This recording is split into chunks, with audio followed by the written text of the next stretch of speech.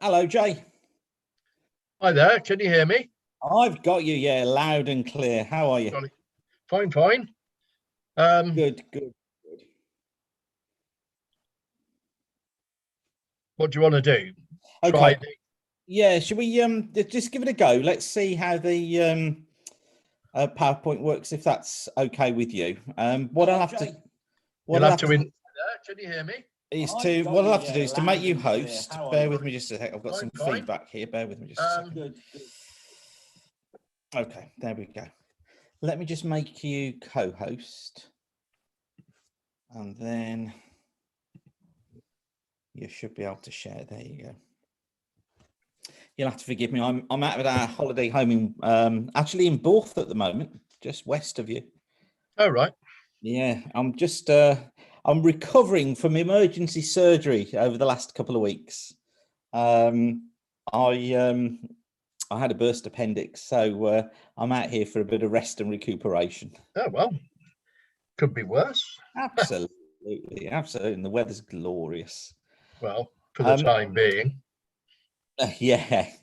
Now, Alan Stevens is our secretary. He'll be online in a wee while. My internet connection out here can be a bit dodgy at times, so I'm going to make Alan the host. And a bit later, I'll get rid of the video as well, because I think it might come in and out, just so that you know.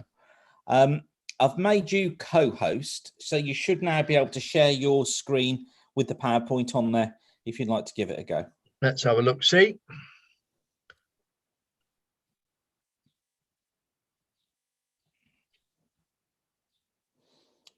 See that? Yeah, I can see it perfectly well.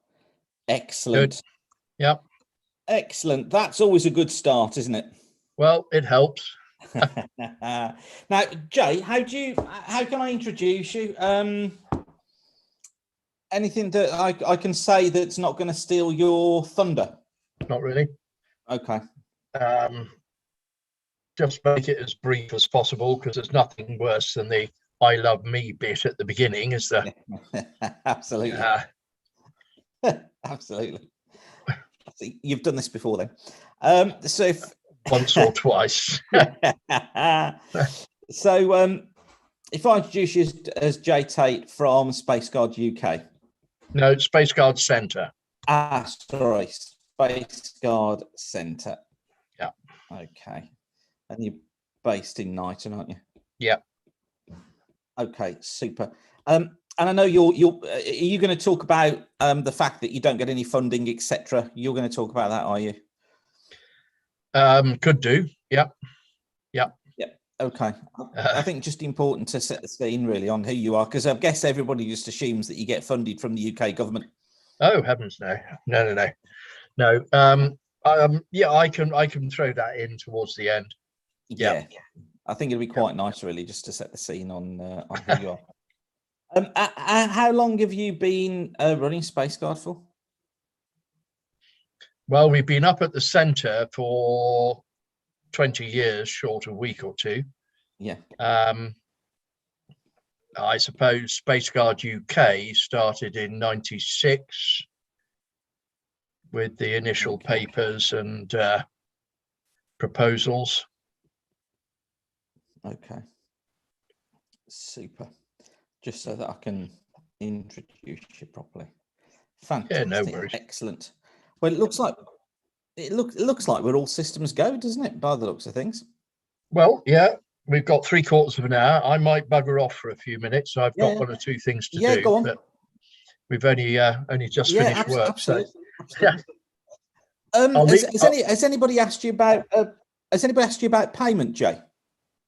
I don't normally ask for a fee, but if anybody wants to make a donation towards the project here, which I will be talking about towards the end, then, especially after the last 15 or 16 months, anything's welcome. The project has been obviously moribund, but so has the funding. So anyway, but whatever you feel. The society. Okay, well, the society's got, I mean, we've got limited funds society, but we haven't been paying for rooms, etc., for the last 16 months. we've been holding the meetings on Zoom, etc.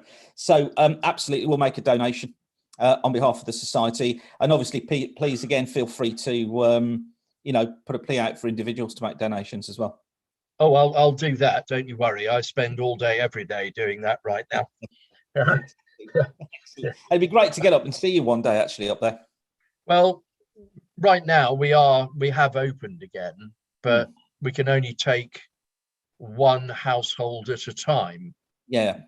Oh, so cool. Instead of 15 or 20 per conducted tour, it's now 2 or 3. Yeah. Which is actually just as much work for us, but significantly less income. Absolutely. But we're still here, and we intend to be here for a long time yet. So it's not a big issue. Fantastic. Way of the world, isn't it, at the moment, I'm afraid? What time am I on? 7:30. So 7:30, and we normally say sort of 40 to 50 minutes. It seems about 50 minutes seems doable. How's that sound with you? I might scrape a bit over that, but we'll see. Okay, no, that's all right. That's fine. That's fine, because I think people will be fascinated with what you're talking about anyway. Well, normally it's about an hour. Okay, that's super. So but if I talk fast, it'll be less. No, that's fine. No, trust me, an hour will be absolutely fine. I mean, I normally say the 50-minute limit, knowing that people are going to steal 10 minutes. Do you want a Q&A session at the end? Yeah, I think so. Let's see what questions we get coming in. But if that's all right with you. Okay. Yeah, no problems at all. That'd be superb. Fantastic. Okay, so go and grab yourself a cuppa. And I was going to say, I'll be back in about half an hour. Yeah. Super. Yeah, thanks for that. We know the system works, so that's fine. Absolutely. I'll just leave it open now. And just so you know, when you come back, you'll probably see Alan on there as well, Alan Stephen. And I'm going to hand the host over to him. Now we've all logged in and everything, I'm going to leave the camera on. Yeah. Okay. But what I will do is I'll mute myself. Okay. Because you don't really want to hear what's going on. But I'll unmute and be back in about, probably slightly under half an hour. Okay, super. Thanks, Jay. Mate. Yeah, cheers.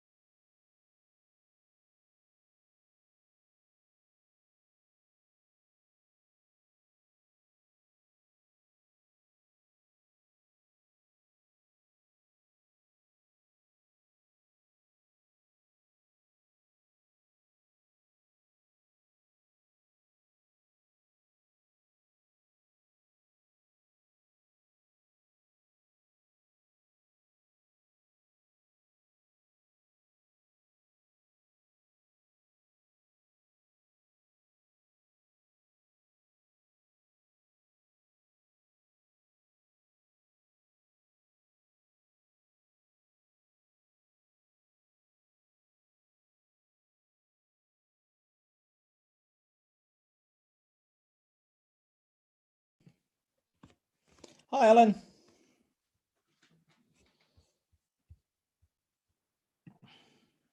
Hi, Simon. How are you? I'm okay, thanks. How are you now? Good. I'm recovering. Good. Still got that tired post-anaesthetic feeling, you know. Oh dear. When you just get hit mid-afternoon by going to sleep for about half an hour. Oh, that's called siesta. That's what it is. I feel like a 90-year-old. I tell you what, though, the most fantastic sleeps, just amazing. But yeah, I'm well. Are you? Good. Yeah, not bad. Thanks so much. Good. How are you, Sue? I'm fine, thank you. Bit achy on the legs after we did a walk at Pont Dolgarrog. It's a Coombe Reservoir. A 12,000 foot ascent in 1 mile. Wow, that's a bit serious. It is serious. There are some kids actually doing stream or river sort of walking. Yeah. As well. But yeah, the worst was coming back down again. No, that's what knackered my legs. I bet it did. Yeah, and sunburn as well. And sunburn as well. Yeah. Not too bad. Just a bit of reddening. Wow. Who did you do that with then? Did you go as a group? Railway Ramblers. Ah, right. Okay. Yeah. Fantastic. So you're still recovering now? Yeah, my legs are the thighs are a bit bruised at the top, but never mind. Excellent. Did we talk to Anita? Don't forget, this is broadcasting on YouTube, by the way. So just so as you remember, did we talk to Anita, Sue? I've talked to her. Yeah, and she's fine. Yeah, so we just need to let it be known to the members. I think I wouldn't put it on Facebook. I was thinking. No. We don't want to be inundated with people because it's hard to hear Anita. So if the group's too big and people, I mean, I would say that anyway, I think, whether it's COVID or not, because it's hard to hear her. There's a group. Go on. So I was just going to, sorry if my internet connection breaks up. How many do you think? 15 or less? Probably 15, 20 at the very most. I looked back and I realised just how many field trips we've done over the years. It's really good. And there's a group that always go, and I've got them all on a separate email. So I want to let them know by email. I mean, certainly mention it tonight if you want to.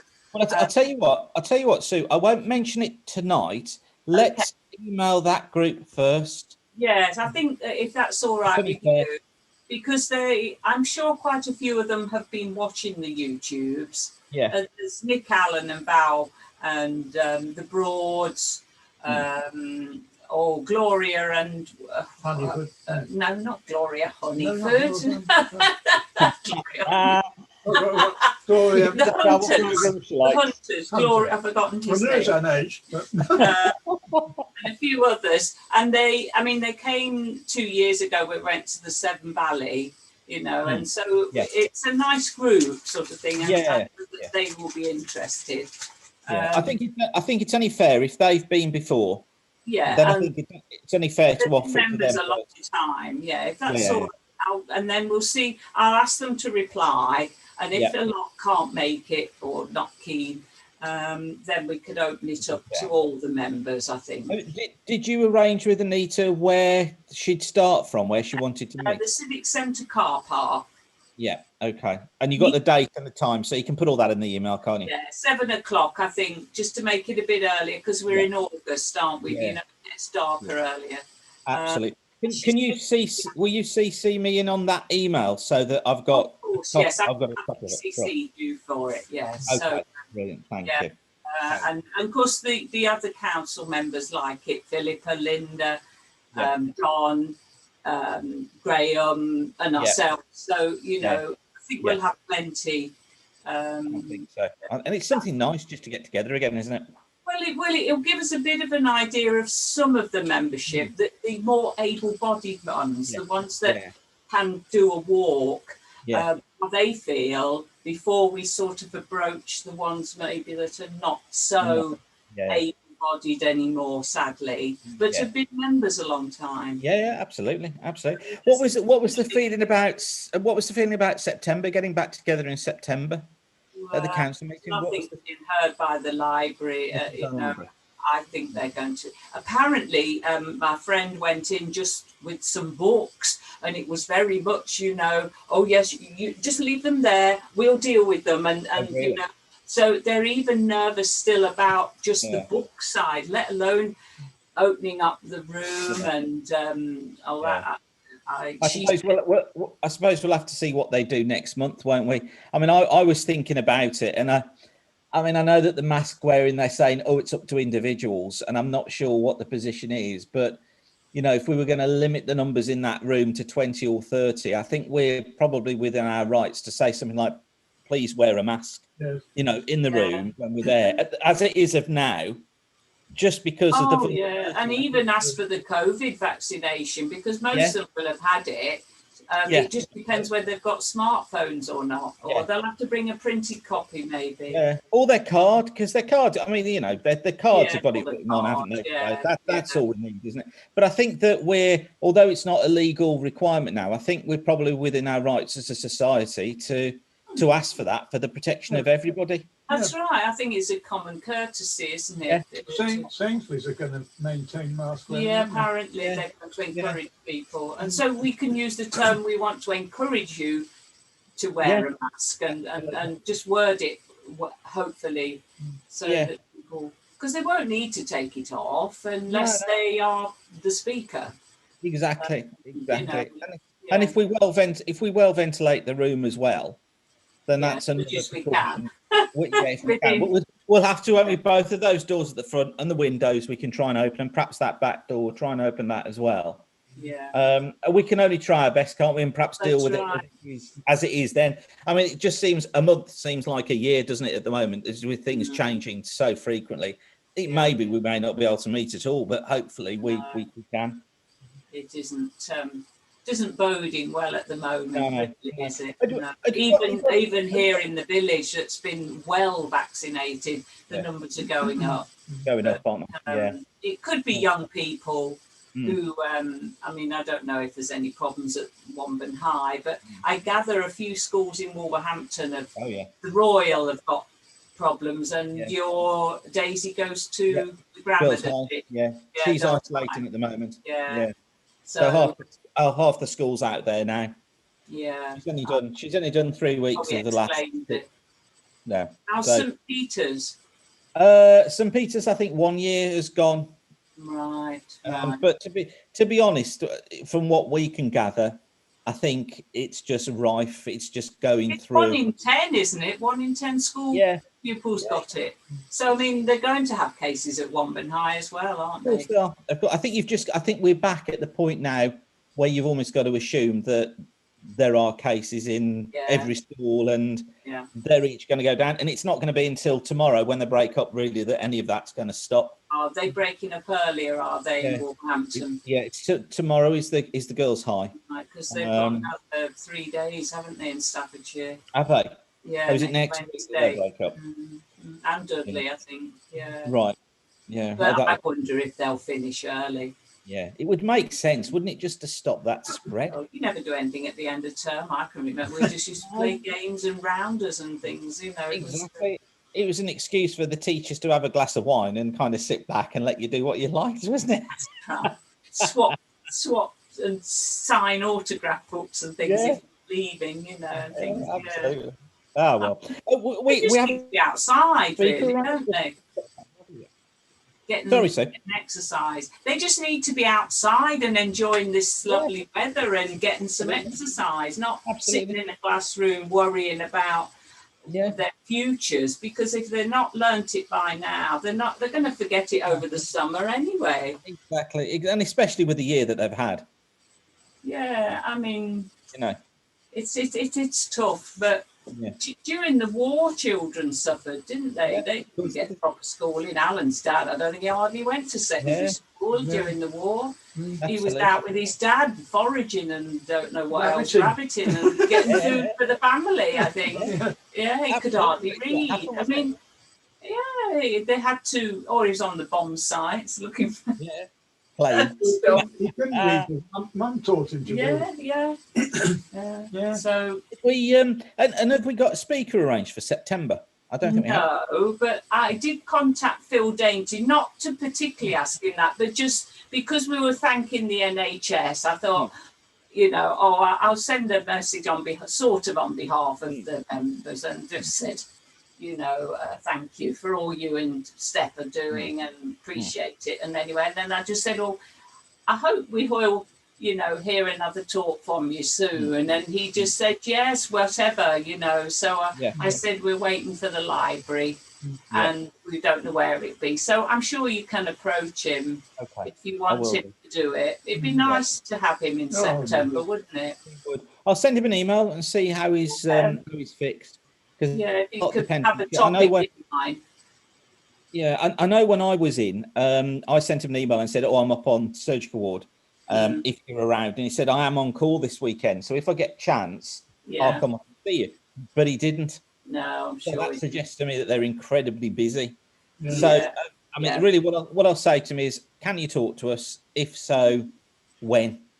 Yeah. I mean, if it comes to it, we've always got talks in the bag between us that we can. Oh, I'm sure we can. Yeah.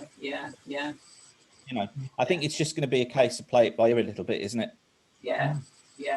And we've got speakers lined up as well. And don't forget, we can always go back to those who have already spoken. I mean, Mary's so good, isn't she? Mary Bodfish. I know she's only just done one, but she's there is really good. Yeah. I'm sure Paul would do another one as well. Yeah. Paul Wilkinson, Of course, we haven't had Paul for a while. He was working on one about dogs in the countryside. I know he was getting that one put together, but he's probably got others now. With Paul, it's over a year since he spoke, I would think. Yeah. So it isn't. Well, he was our first lockdown talk, wasn't he? I think he was. Yeah. Okay. All right. Well, we've got lots of options, haven't we? Yeah. It's just we didn't plan a date for a next council meeting because I'm not sure whether there was a lot to discuss, really. Yeah. So if that's all right with you, we just leave it and see. Yeah. Through well, all we know that we're gonna walk with Anita. Yeah. We know that we'll do something on the third Thursday of September, don't we? Yes. Just sorting out what that is. So I would perhaps suggest let's leave it till almost towards the end of August when we know then hopefully what the library is doing, and then we can approach people, can't we? Then and say, can you do a talk? And if they can't, then one of us will do something. Sort of perhaps there's a bank holiday week, isn't there? Is that the last Monday, sometime just before that, maybe? Yeah, I think that would be a good idea. So probably around. Hold on, I've got my calendar here. So probably let's have a look. I think the bank holiday is the 30th. Right. So probably about the 24th, 25th, which is the Tuesday or the Wednesday. Okay. Yeah. If we aim for then, let's get Anita's walk done first, and then see where the library are with things. Hopefully they'll have a better plan together then, won't they? They think we might peak in August, but that sounds a bit hopeful to me, but there we go. And to me, and then what's going to happen? I don't know. Go back? Either because everybody in the country's either been vaccinated or had it. Maybe that's what they're hoping. But I think so. I think it's a massive experiment, isn't it? Along and says, "I caught you out there." Yeah. Well, that's going to be the next one, isn't it? When they've all gone abroad for the holidays, and then they come back, bringing the new variant with them. Yeah, that's right. Well, quite good candidates for new variants in this country, aren't we? Well, the Johnson variant, as they want to call it. Yeah. Well, they reckon these are the conditions for the variants to breed, don't they? About 85% vaccination. Right. Oh, yeah. And the Netherlands have already opened up and they've gone into problems. So Boris must have thought they were doing all right. Let's copy them. But the word irreversible seems to have disappeared from the lexicon. Oh, definitely, yes. Definitely, yes. Mind you, I wouldn't like their job. I wouldn't like to be in charge. Oh, gosh, no way. No. They're more than welcome to that one. They are. I'm sure he'll stand down as soon as he can.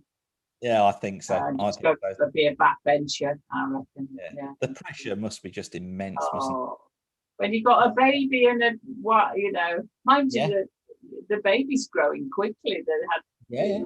that Cornwall one, he seemed quite mature to me from the back. I mean, it wasn't a front view, but Yeah, but still growing up. yes, And you've got to do all that. Yeah, he's welcome great to fun. it. Okay, well, enjoy Wales and hope you recuperate well there. If you're going to recuperate somewhere, I'm sure Wales is a good place. Yeah, absolutely. Get the sea air and the orchids will all be out in the bore. Yeah, we're just doing nothing, absolutely nothing. The sky's been blue all day long and just amazing. So it's just nice to rest up and let things heal, you know.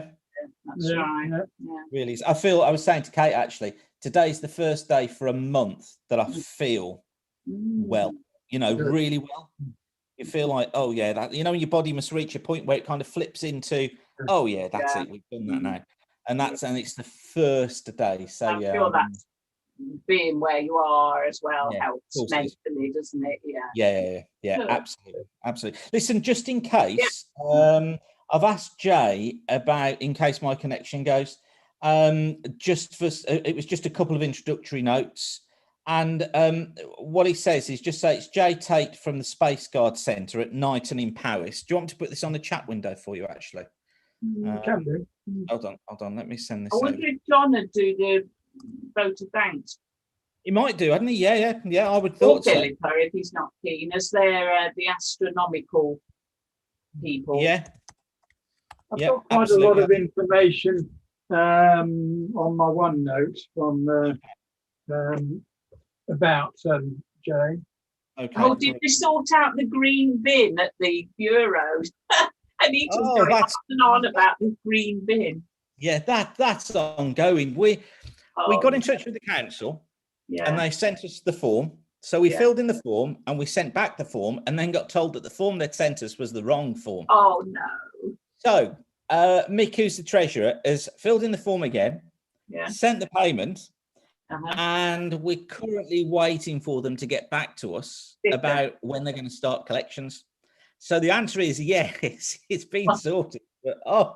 But she's going on, you know about that. She was in a good mood generally, but then she had to do this the bureau, and oh no, Anita. Yeah. So we're working on it. We're working on it. It's just you'd no idea that you'd not been well though. Oh right, okay. Yeah. Oh, I better not ring you. I said no, I'll probably not, Anita. I'm sure they're working on it. Yeah, we are. I think we've got a trustees meeting next week as well. So I've got it as one of the agenda items for next week too. And we need to get the gardeners in as well to rip the ivy down from the windows, because it's the ivy's all over. It's all been growing, has it? Well. Yeah, and the wisteria's gone crazy as well, so that needs to be trimmed back as well. So it's going to be all of these buildings as they reopen. Suddenly, you're going to find. Oh yes. Haven't been done. Yeah. Everybody's been looking after their own gardens and making them. Exactly. Yeah. It was so great. May Griffiths garden. When I sent you the photo I took. Yeah. It was just nice to realise that it was because the property's still in the family, presumably. Yeah. And it is. you know, there were all these wildflowers, you know, well, we've all been encouraged to not go and all this thing, and I just thought, that was really nice to think. Lovely, isn't it? And those are the wildflowers May put in as well. They're the ones that it probably was. So I contribute to her, you know. It's lovely, isn't it? Every year. But Bill the son still goes up. Well, I think it's every weekend, and he goes up during the week and round the back, because you know there's a big garden area. He's turned that into an allotment. He's turned it into allotment for himself round the back. So Bill's actually growing vegetables around the back while he decides what to do with the house. Oh, great. That's good. So, so it's nice. It's still in the family. Yeah, massive place. I've never realised. I've not particularly, you know, just when you cross the road and look back at the garden and realise all the extensions on the property, you know, because it was a big family home. And the garden as well goes probably, I would say, 150 feet down the back, and then it's an L shape, so it does like a dog leg around the back of the other house. It's a huge area. Huge area. I mean, I think it's one of those that probably, perhaps if they could have done, you could imagine them knocking down the house to build houses behind it, but they can't, because they can't get enough access. But it is big enough to do that. It's a beautiful family home. Yes, I'm sure. You know, and it was a dad that built it. Really? Right. Yeah. Right. He probably would have stood alone for a long time. Yeah. Well, he built that one and next door, and did the usual thing, you know, where they sell next door to pay for theirs, don't they? Yeah. So that's what he did. He built that one and next door, and then May and John lived there with her parents. Right. Then they died. Obviously, it became John and May's house then. But they had a small holding up, or they had an area of land up Sitch Lane. Mm-hmm. And because that's Griffiths Drive there, and then May sold that to have the houses built on there. Yeah, that's what they did. But her dad owned the sand pits as well. At the but where was that, Kate? Was that the bottom of Green Hill? No, the sand pit was Chickadee Lane. Yeah. Just before the bend on the right. Yeah. There's it's sort of opposite where the ambulance station was. Oh, was it there? Was that?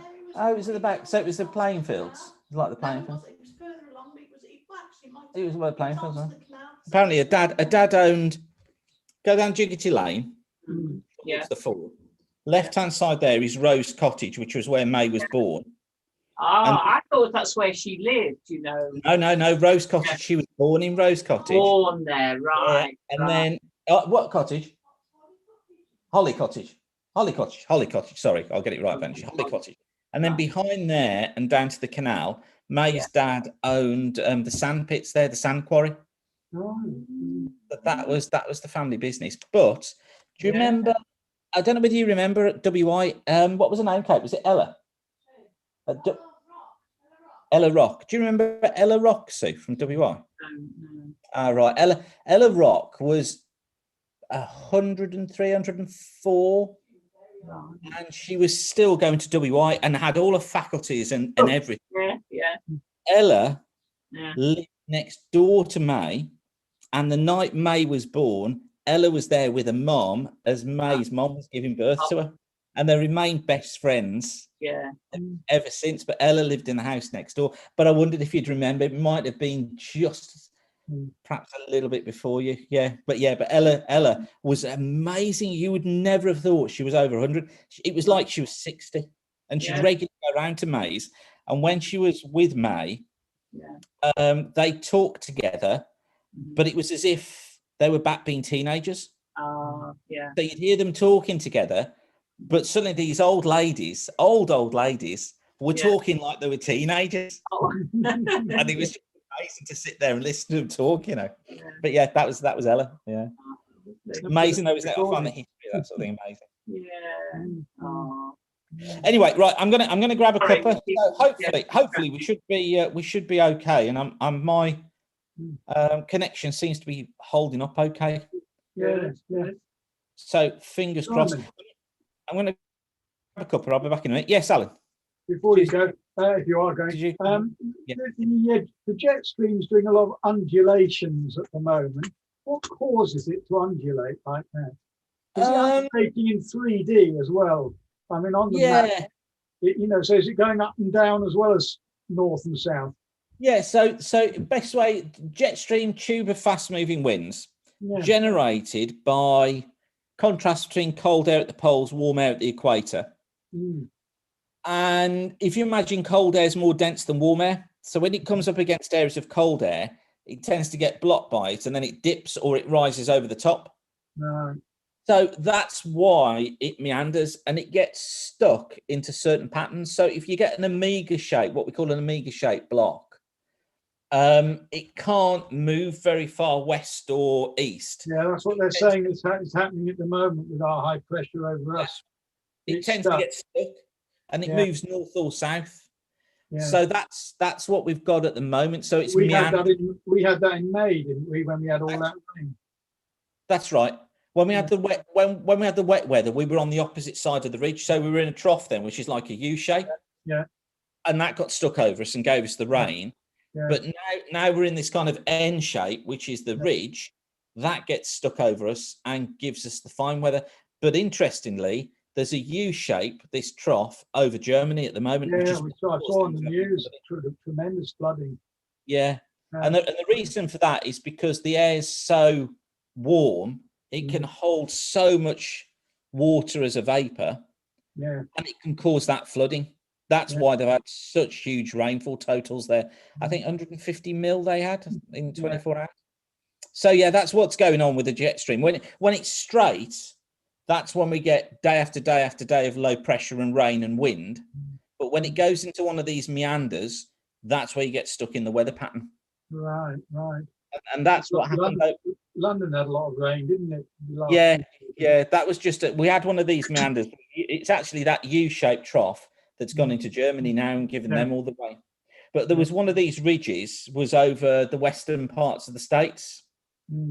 That's their heat wave. That was what caused their heat wave. Right. And it was almost the perfect setup for time of year, angle of the earth, and location of that ridge and sea temperatures to give them those high temperatures. You almost couldn't get anything higher than they got. Yeah, my brother was talking about Whistler in Canada because he normally goes skiing there. Yeah, they were roasting, weren't they? He said the Arctic's about 2 degrees warmer than it should be, or something. Oh yeah, at least parts of northern Russia are 8 or 9 degrees warmer than average. So yeah, it's very warm out there. But interestingly, the planet as a whole is only about 0.3 degrees above average. 0.3 degrees, what's that? 0.3 degrees above average. So it's not that warm when you take the whole globe. Yeah. It's the northern hemisphere that's been hit by it really hard. Yeah. Interesting. Yeah, you always think, is it running away with itself now, the weather? Yeah, I think the problem is the problem is I always find it really difficult when we're jumping on individual events. Yes, yeah, I know you have done that in the past. Yeah, I find it very difficult when we when you look at individual events and try and attribute it. I think we're experiencing a natural warming period. I think that's definitely going on. Yeah. And I think that we are probably contributing to it. Just giving it that bit extra, perhaps by a degree or two. We're just giving those heat waves and the extremes that little bit of a nudge. Yeah. But I think we are in a natural warming cycle, which actually is what you see before almost the start of every ice age. Yes. Yeah. But I mean, ice age. The cold reserves were laid down whenever they were laid down by a global warming event, I guess. Yeah. I don't know, but yeah.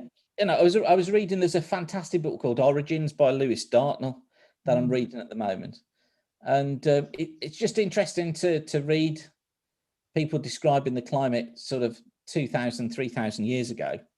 And before the last ice age, the end of the last ice age, an ice sheet's down into Central America, and getting as far south as sort of central France and places like that, and then they've retreated back, and part of this was part of migration for humans, and kind of controlled where humans went, and you realize, well, it has happened before. We're not exempt from it. No. And I find it interesting. Probably what we learn from history is we learn nothing from history. Yes, that's true. Yes, everything's new. Yeah. And I think from a science point of view, I don't like the continued attack on what is deemed as climate skeptics. No. This word skeptic, you just can't do any research still at universities that may come up with a different answer, or a different thesis, a different proposal, a different theory. No, And that's the same with anything that tries to declare truth that isn't agreed with. Yeah, that just troubles me. That, to me, that's not good science. No. A lot of people were being, stopped or banned, or by saying things that are not agreed with. Yeah, absolutely. Yeah. And and a lot of people rely on that for their funding. So that just, in case things do go pear-shaped, is Jay co-host, is he? Yeah, I've given, so Jay's co-host. Yeah. You're co-host as well. All right, okay. And I've got me on as Evening host. both. Hello, John. How are you? Evening, Simon. Evening, Alan. What was the conversation about that I missed? Where you get your information from on global warming? What? We were just having a general chat about it. Really, we were talking about the heat and the floods and jet streams. Yeah, it seems to be linked a lot to the position of the polar jet stream, doesn't it? Most of our weather conditions. Yeah, and that it's meandering at the moment quite a bit. Yeah. And that's I do think humanity is having a severe impact, though. Oh yeah, I think there's so much forestry being felled and so much carbon dioxide being generated and methane, it's bound to. The biggest danger, I think, is methane output from the Russian steppes. Yeah. Oh, I think you're right there, John. Yeah. Methane is by far the worst gas out there. I mean, if we all turned vegetarian, it'd be deadly, wouldn't it? Yeah. Oh God, yeah. Think how much wind we put into the atmosphere as a human population every day. It dwarfs cattle, doesn't it? Yeah. I was just saying to Alan, I think that we're undergoing a natural warming cycle anyway, but I think what we're doing is just adding that bit to it. There has to be cause and effect, doesn't there? Yeah, you can't just say, oh, well, it's happened in the past. I mean, in the past, they didn't communicate. There might have been a volcano gone off somewhere in the globe and changed the weather pattern somewhere different, I mean, and of course, we haven't had a volcano. Got a story of a flood, haven't they? Yeah. We haven't had large volcanoes. You think, well, that's another problem. Is this? It isn't just biblical, is it? This flood thing. No. I think it must have been a large meteorite impact, and probably when all the countries were a lot close together, because the crustal movement hadn't pushed them apart so far. Absolutely.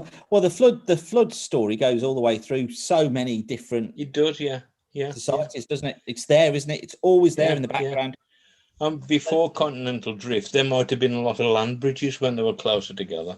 Yeah. So communication may have been easier than we ever thought. Absolutely. And I think I'm reading a brilliant book at the moment called Origins by Lewis Dartnell. Yeah. Which is an excellent book, and it talks about the origins of humanity and the origins of the development of the Earth, geographical development of the Earth, and links it all together. And it's really interesting, fascinating book. Do you ever watch a channel called Blaze on UFOs and ancient aliens and that? No. I mean, some of it's nonsense, but there's a lot of food for thought in it. Yeah. Anyway, I can see Jay's waiting, isn't he? Good evening, Jay. You're muted at the moment, Jay. No, I know. That's it. Hello, Jay. Hello there. For a very good reason. Like somebody mentioned UFOs. That's the kiss of death on any conversation. Oh. John, you see, we are a scientific society. We don't mention it very often. We don't mention it very often. But what sort of science? Proper science. Oh, we'll see if we can make life a bit interesting, more exciting. I'm breaking a little bit here, so what I'm going to do is I'm just going to turn my video off for a bit, folks. Because I've sent you a chat if you want to read it. Okay, thanks, Alan. Yeah, if you don't mind, thank you. How do I get onto that? Down the bottom, there's a chat thing. If you just open it up, so go down to the screen. It's in the middle.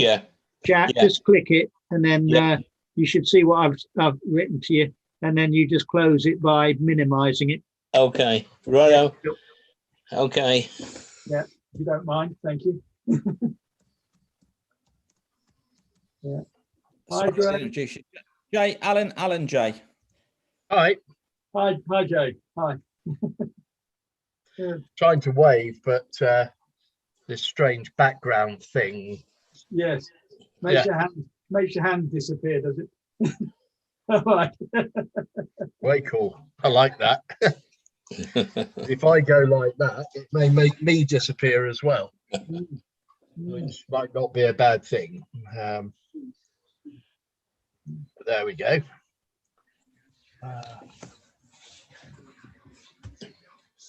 Right, I think we're not far off being ready to start. Yeah, we've got about 3 minutes to go, I think, haven't we?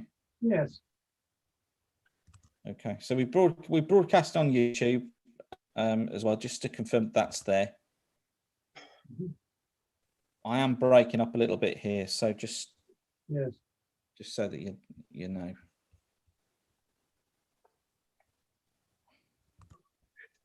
So Simon, are you going to introduce John, or do you want me to? I think, Alan, I should be okay by the looks of it. Okay. I think it's okay. Can you hear and see me okay? I'm not breaking up. I can hear and see you okay in all your glory, yes. Okay, excellent. So I don't know about the glory, but you're not an unidentified sitting object. don't mention it. Okay, let's have a look. All right. Unless they want YouTube. Yeah. Yeah, the YouTube numbers aren't correct, Alan. So when it says about numbers watching, they're not correct, I don't think. I can't look at YouTube easily. Yeah. It'll probably feedback or do something awful if I look at it.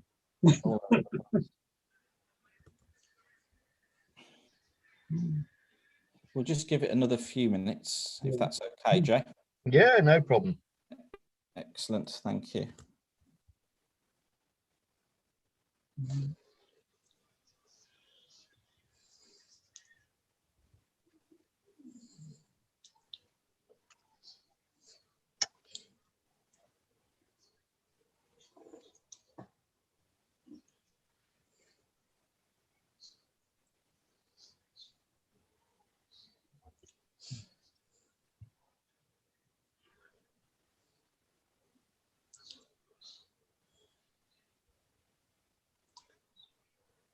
So you're at Knighton at the moment, John? Sorry? No, Joe, the other John. Jay, sorry. Jay, sorry. Yeah. Are you in at Knighton, are you, at the moment? We what, sorry? Are you actually at Knighton at the moment? Oh, yeah. Yeah. Yes. Yep. Can't you tell?